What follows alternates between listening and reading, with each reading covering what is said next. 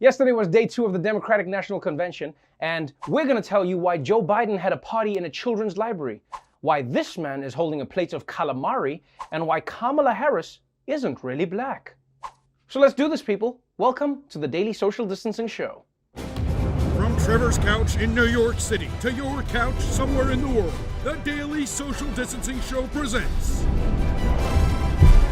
the Democratic National Convention, electing America's first black president's friend.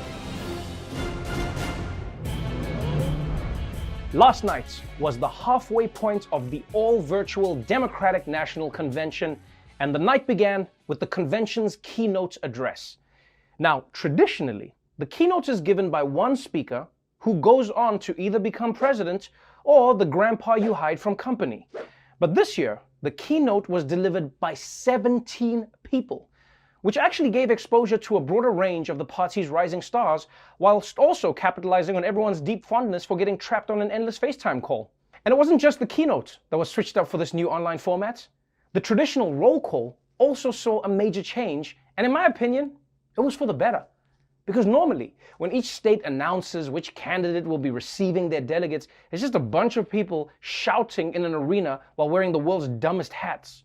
But this year, they mixed things up, and they did roll call from a picturesque or meaningful location in each state. And I gotta say, I thought this was a much more interesting way to do it. I mean, you got to see people in front of cows, or on the beach, or locked outside their house. And while many of the people in the videos were party activists, some recognizable faces popped up too, like Amy Klobuchar, representing Minnesota from the banks of the Mississippi River, or Mayor Pete Buttigieg, beaming in live from Men in Black headquarters. And my favorite part, by far, was watching everyone try and hype up their state. Ohio cast 20 votes for Senator Bernie Sanders and 134 votes for the next president, Joe Biden. OH! Tennessee became the 36th and deciding state to ratify the 19th Amendment, granting women the right to vote. Tennessee cast 23 votes for Bernie Sanders and 50 votes for our next president of the United States, Mr. Joseph R. Biden. Our state appetizer, calamari, is available in all 50 states.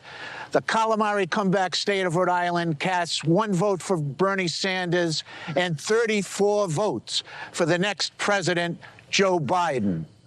Okay, first of all, it is so awesome that Rhode Island has a state appetizer. I mean, technically New York has one too, but it's that liquid that drips off a building into your mouth by accident. Yeah, I never look up to see where it comes from, because as long as you don't know, there's still a chance that it's just water, man. Please let it be water. Jesus, let it be water. But the thing about the Rhode Island guy is he could totally be making up this calamari thing, and nobody knows enough about Rhode Island to call him on it. I mean, he could have said, Rhode Island is the only state where Shaquille O'Neal can legally own a convertible. And I would have been like, oh, that's cool.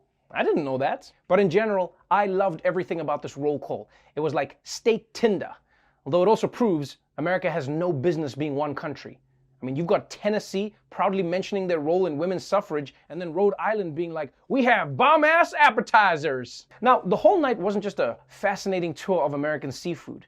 There were also speeches from Jill Biden, Bill Clinton, Colin Powell, and a quick appearance from AOC. In a time when millions of people in the United States are looking for deep, systemic solutions to our crises of mass evictions, unemployment, and lack of health care, en el espíritu del pueblo, and out of a love for all people, I hereby second the nomination of Senator Bernard Sanders of Vermont for President of the United States of America. Okay, now I know what you're thinking. You're thinking AOC snubbed Joe Biden at his own convention, and I get why you might think that. Because a bunch of media outlets who should know better tried to make it seem like that's what went down.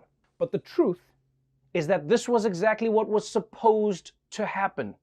All right? By the rules of the Democratic Party, any candidate who wins enough delegates, like Bernie Sanders did, gets nominated at the convention as a way to remind them that they lost in front of the entire country. But look, I think it makes sense that a lot of people didn't know the rules about the Democratic Convention. And if you didn't know the rules and you saw what AOC did, you would be confused. I mean, that happens with any situation. Imagine if you had never been to a wedding before, right? and then on your wedding day, the priest went through the rituals. You could also get confused with that. Does anyone here have any reason why these two should not be married? Whoa, whoa, whoa, whoa. Should not be married? Are you trying to sabotage my shit? Sir, it's just a tradition. A tradition of some bullshit. I'm not paying the deposit. This guy's trying to ask people for a reason. You know her mama's got a reason. I don't want people talking about reasons. But the night's big moment was when Joe Biden officially became the Democratic nominee. And for reasons I don't understand, the DNC also made it the weirdest moment.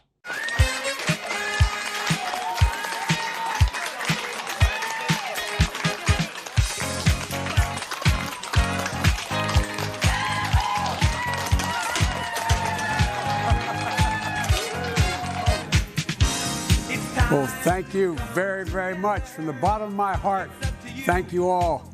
It means the world to me and my family. And I'll see you on Thursday. Thank you, thank you, thank you. What the hell was that? The music, the basement library, the cheap party decorations?